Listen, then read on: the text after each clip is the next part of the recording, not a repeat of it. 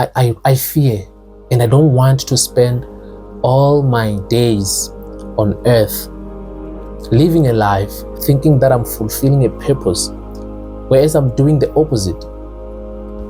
I don't want to do something that I will be thinking, yeah, this is my purpose, and find out, soon after death, talking to Jesus, and he tells me that, no, what you were doing there on earth is not what I sent you to do.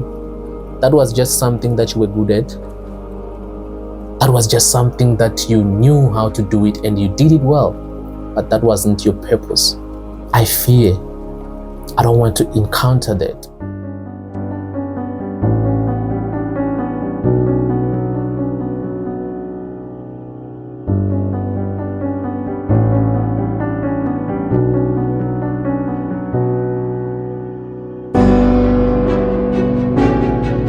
What's up, Visionaries?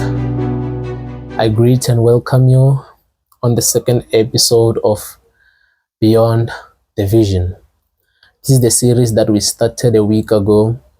I did an introductory video last week, trying to get the message across, trying to explain the goal and the purpose of this series. And I hope for those who have watched it, I was able to get the message across and to explain clearly what the purpose of this series is. And I thank you all, my viewers who have viewed my first video. I appreciate you a lot. So today I'm back here again, and I want to talk to you all about a certain topic that I believe God bestowed it in my mind and in my heart so that I can come and share it with you. Because I know and believe that all the things that I think about, all the thoughts that I have in my mind, all the desires that I have in my heart, they don't come to me because I'm brave or because I'm smart, but it's all because God has sent me as a messenger to deliver a message that is important for myself, for you, for your family, your friends, for everybody in this world. So before I get to the topic of today, I just want to talk a bit about this phrase.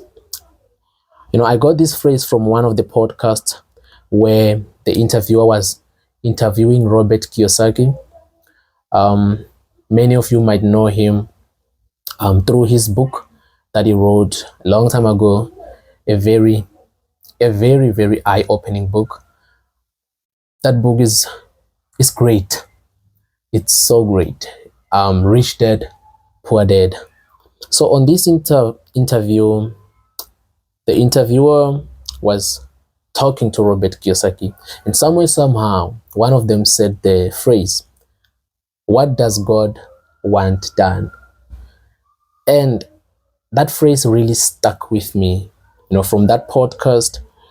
And since that day, I've been asking myself, what is it that God really wants done? Whenever I speak or say this phrase, it reminds me of the scripture that God spoke to us and told us that, I know the plans I have for you. They are plans to prosper you, not to harm you. Plans to give you a better future and to give you joy. But I've been asking myself, how is God going to do that? What does God want me to do so that all those things can prevail and come into life? What is it that I'm supposed to do? In other words, or in simple terms, what is my purpose in this life? Also on the same podcast, one of the two people said, what matters and what God wants done is that thing that is in your heart that you can do over and over for a lifetime without getting paid for it. So yeah, from that phrase, I kept asking myself so many questions, questions that I still ask myself even now, because, there's quite a lot of things that I love doing them. I desire to do all of those things. But, I'm not sure if I can be able to do all those things without earning something from them or without benefiting something from them. I don't know. And I'm asking myself, what if along the way, all these things that I enjoy doing, playing music, talking to you, what if along the way, I discovered that I'm getting tired and I want to at least get something, a benefit from what I'm doing? Will I not be wrong in the eyes of God? So that is set in my spirit. And I've really been asking myself this question: what does God want done? What is the purpose of God for my life? What is the reason that I'm alive today? What is the reason that I'm where I am today? What is the reason that He gave me the talents that He gave me, the gifts that He gave me? Because there are a lot. But what is the reason? What does God want me to do with all these things? That's the question that is in my spirit, and I'm always praying every day, meditating with the Word of God to try and understand what God really wants me to do in this world. So I don't know, but I pray and I believe that one day, God will visit me and tell me specifically that out of all the things that, I believe I can do, all the talents I have, all the gifts I have, what is the main purpose for all these things? What does He want me to do? What does God want done? I'm saying this so that you can also ask yourself that question. It's very important that you know what God wants done by you, to the world, to the kingdom, and to the people of God. So now, let's go to the topic of the day. So I want to talk to you today about the topic that is actually a question. It is a question that I will try to explain to my best level, the way how I understand it, and the way how I think I should answer it, and get the message across to you for you to understand and know the way forward.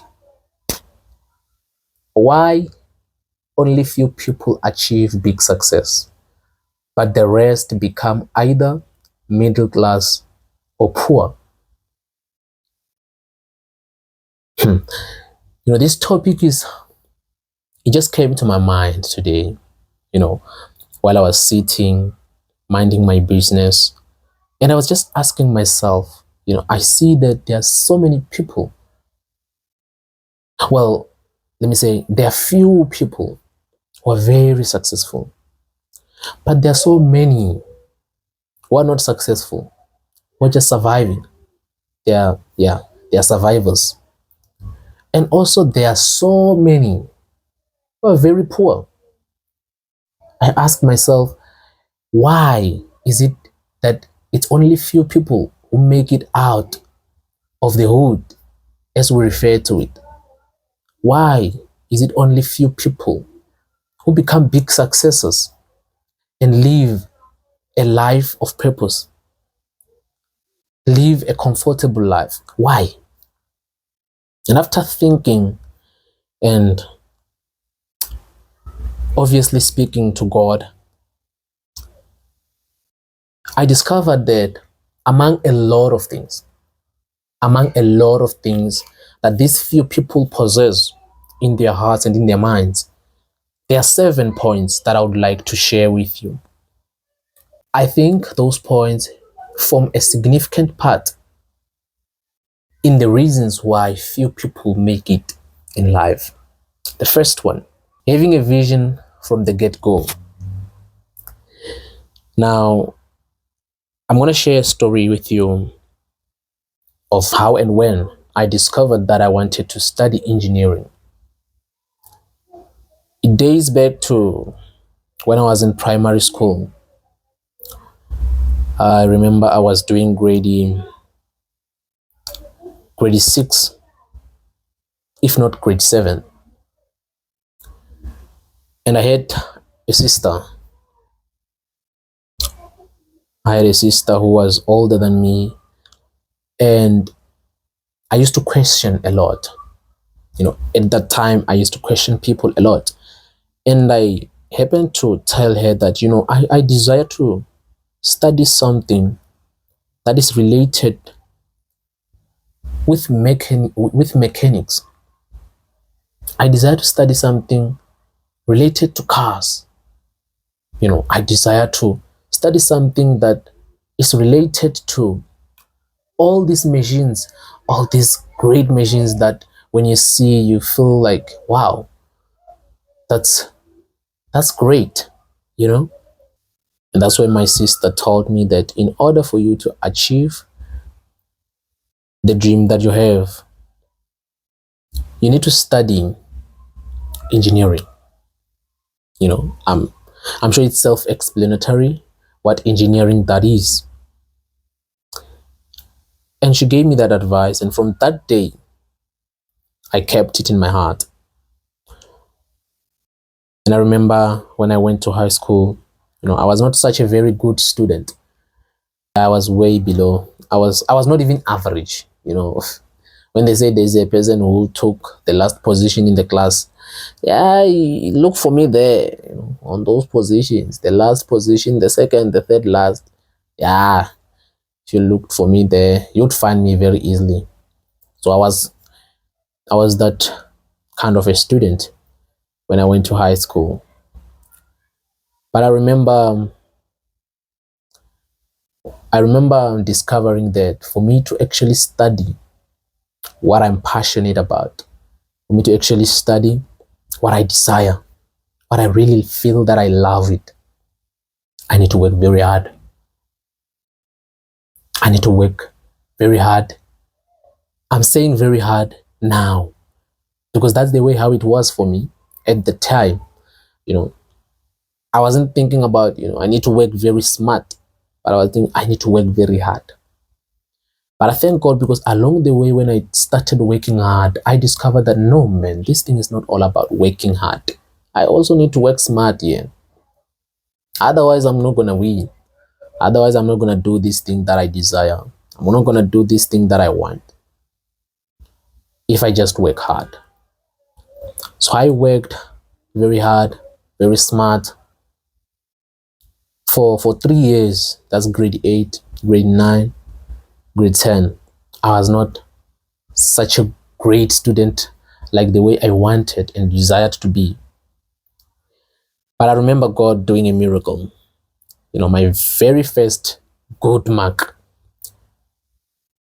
that satisfied me was when I got 63% on physical science, term 3, grade 10 in 2019. I never scored that mark ever. That was the good mark for me. And I felt so happy about it. I felt so happy. And from there, I told myself that I'm not going below this. I'm never going to get any mark that is below this ever. I'm only going up. With determination, hard work, smart work. That's how it went. And I remember a story. When God wants to stir up something or wants to bring something good out of you, when he wants to bring the best out of you, sometimes he will let you make foolish decisions to learn. He will let you make foolish decisions so that you can know what is wrong and what is right. I remember, after scoring that mark, I started performing well. Term 4, I saw I did well, and I told my parents that no, I want to change the school. I want to go to a better school. And because I was performing well at the time, they saw with the marks. They said, okay, where do you want to go? I told them where I wanted to go. The school that I wanted to go to was not in my village. I'm leaving the one in my village because I felt that it's not for my standard. I'm now a good student. I'm a genius now. So I need a better school. So they had to pay for transport so that I can go to another school. 2020, I was I was in grade 11. Indeed, I was going to another school. First week, ah, I can see that no, what I came here for, I'm not getting it. First week, come the mathematics teacher. Mm, he's talking, but I don't understand nothing. Come the physical science teacher, worse. Life science teacher, better.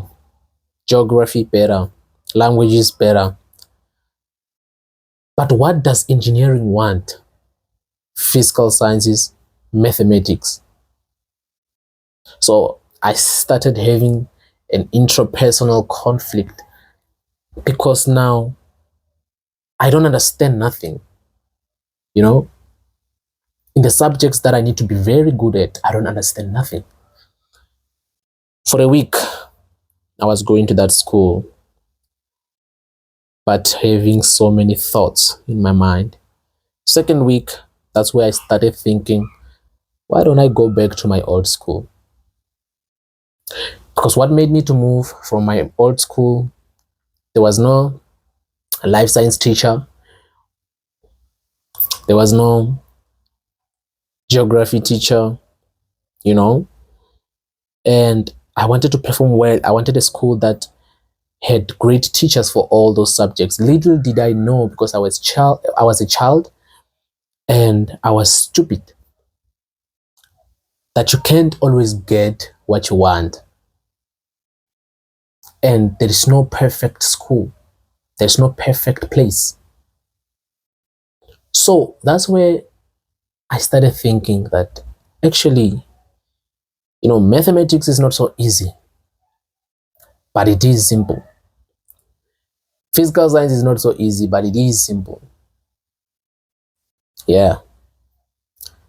So I thought, you know what? Life sciences, I can study for myself. Geography, I can study for myself. But physical sciences and math, I know it's gonna be shy. I can't study for myself. Those things are hard when you're studying by yourself. Especially when you're just thinking that you're a genius because you scored a 63% once. Well, it wasn't once, but yeah. So I decided that no, I'm going back. I'm going back to my old school. I I took that decision, knowing the shame that it would bring to my parents and to myself, going back to your old school. When you're coming from a school that it's a bit well established, people know it is a great school, you use a transport going there, and now you're coming back to your old school. You walk there 1 kilometer every day, you walk. It's crazy. People start looking at you with the side eye. They'll be like, okay, what's happening? Why are you back here? But I took a decision and said, you know what, I'm going back. I don't care who's gonna say what. I'm going there and I'm going to excel. I have learned my lesson. So sometimes God takes you through situations and things that will help you to have an open mind and to actually learn from those events. So I learned from that. And when I came back in 2020, wow, they called me a mathematics witch and a physical science witch in my class, because I was doing great. Not doing great because I was smart, but because at that time my relationship with God had become so tight that I depended on God for everything. And I was studying very hard and smart. So I did very well from then up until I passed my matric in 2021. And I went on to study engineering in tertiary. And to cut the story short, today as I'm speaking, I have obtained my bachelor's degree all to the glory of God, hard work, and smart work, you know. So these people who achieve great success, we are coming back to the topic. I'm done telling my story. These people who achieve great success, they have a vision from the get-go. That's the number one point, right? So that vision, it helps them to set goals. It helps them to stay focused. It helps them to always know what the next step is. You know, when you don't have a vision, you're just like a bird that is just flying, enjoying flying, but not knowing where it's going to get water to drink. You know, you just, yeah. When you don't have a vision, you're just like, you see, a lion is a very powerful animal. But I'm very sure that in the park,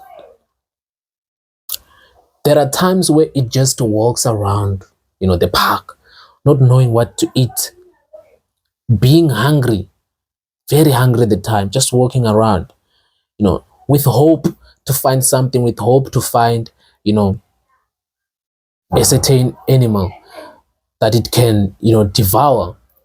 But if you're a person and you live like that, unfortunately, there won't be any prey to devour. There's no prey that's going to come by chance. No, no, no, no, no. It's very important to have a vision from the get-go. It's very important to know what you want to do with your life. It's very important to have a passion, to know what you love, to know what you desire.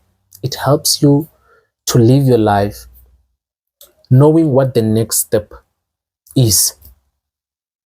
And the second part is that these few people who achieve great success, they choose the lonely path. One of the things that helps a person to live a meaningful life and to work effectively towards their goals and visions is to choose the lonely path. The lonely path is that path where you isolate yourself from the crowd. It is that path where you set boundaries about who you allow to have access into your life. You set boundaries that you don't do things that are out of your schedule. You do things that aligns with your vision, that aligns with your goals, that aligns with your dreams. That's when you choose a lonely path. That path is very lonely. You won't have many friends because many people, they don't have visions that you have. Your cycle is going to be very, very small. It's going to be very small because it's a lonely path. And it is very necessary that you choose the lonely path. The interesting path, it's interesting, but it's not interesting. Because you will follow the crowd. What the crowd wants is just, let me go to school, get a degree, get a job, buy a house, get married, have kids, settle, work, retire, get pension fund, and die. That's it. That's what the crowd thinks about. But what you, as a person who has a vision, and as one of the few who want to succeed, you need to choose the lonely path. The lonely path is the one where you take decisions consciously, where you trust your instincts, when you make sure that you don't allow just anybody to have access into your life. You only allow people who are going to add value into your life. You allow people who are going to be meaningful, who are going to bring meaningful relationships to your life. It's very important, choosing the lonely path. The third thing is that these very few big successors, they believe in themselves. They believe in themselves. Let me tell a story about, well, it's just a short story about, President Donald Trump. Donald Trump, many people, well, not many, I'm sure there are few people who knows that Donald Trump, he's real estate giant. He built his portfolio through real estate. And through his story, through how he came up, how hard he had to work, and how much of pain he had to endure, how much of resistance he had to fight for him to get where he is, for him to build all the buildings that he successfully built in New York. That gave me a certain perspective that, you know what, for a person to really make it in life and be one of the few, you need to believe in yourself. You need to believe in yourself and trust that I can do this thing. Donald Trump believed in himself. He trusted himself that he can do it, and he successfully did it. Though there was resistance, he successfully did it.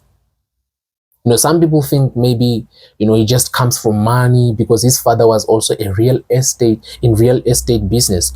But if you follow clearly Donald Trump's story, you will understand that he's a man who lived to prove that he wants to do his own and he has dreams of his own. That is why he was able to build his portfolio and has built all those beautiful buildings in USA. So believe in yourself, trust in yourself, and know that whatever that you set your mind into, you can do it. You are able. The fourth thing is a continuation of believing in yourself, being stubborn and willful in your dream.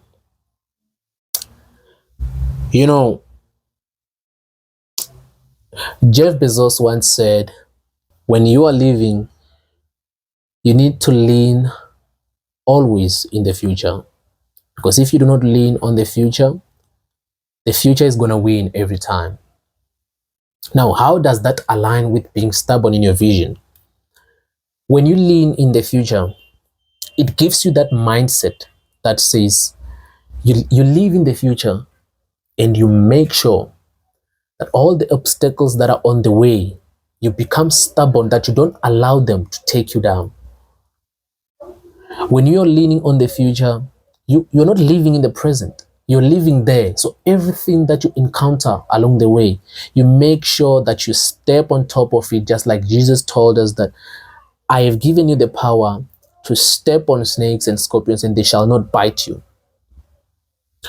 You possess that strength, that power to know that whatever obstacle I'm going to come across, I'm going to win, I'm going to conquer. You become so stubborn. And it only happens when you lean on the future. But if you're leaning on the present, when you're living on the present, every obstacle will shake you. Almost every obstacle will shake you. And so bad if you come across an obstacle that will not only shake you, but will take you down. Be stubborn in your vision while you're leaning on the future. And the fifth thing is that these very few big successes, they work smart and hard. These people, they understand that for you to be successful, it's not a matter of just working hard. In school and in other motivational, sermons and all those things, we are taught you need to work hard for you to succeed. You need to work hard for you to make it academically, which is true, but partially. They often leave the most important part of it. Don't just work hard, work smart as well. These very few big successes, they work smart and they work hard as well. They know when to work hard. They know when to work smart. Let me talk about artificial intelligence. I'm very surprised, and it makes me laugh that there are people who actually think that artificial intelligence is bad. And I understand, I understand from their perspective, I get it. But then that thing is dangerous. to people who are stupid. Yeah, let me put it that way. That thing is dangerous to people who are stupid, who don't think out of the box. Why am I saying that? A person who is brave, a person who is brave, they understand that artificial intelligence tools, they are made to simplify and to do things quickly, to save time, and they utilize those tools to do things for them fast, save time. But a person who is not brave, they exploit the tools. That's why many people perceive it as a dangerous tool. They exploit it. They want it to do everything for them. They don't even care what it is saying. They don't care what it is writing. For instance, if they are writing an essay, they just type the topic there, let it write, copy, paste, submit. Those are those people whom I refer to be, not very smart, not very brave, but very stupid. They exploit the AI. But when you are smart and when you are working smart, you utilize the tool to do the work for you, run through the work, verify the work. That's when you're working smart. You understand? Yeah, that's it. Yeah, it's not the very best way to explain it, but I'm trying to explain so that you can understand the difference between working smart and working hard. So these people, they understand the difference, and they know when to work hard, they know when to work smart. So the sixth thing that I want to talk about is that these people who are big successes, they make use of every opportunity that comes their way. They grab it with both hands. They don't let opportunity pass them by. And this, the crowd, the people whom I refer to be, sometimes middle class, who, poor people, like many people, they have that mindset that, I need to do something that I love. I can't do something that I don't like. I can't do something that I'm not passionate about. And that's true. But you need to understand the following. Sometimes you will need to do things that you're not passionate about for you to be able to do things you're passionate about.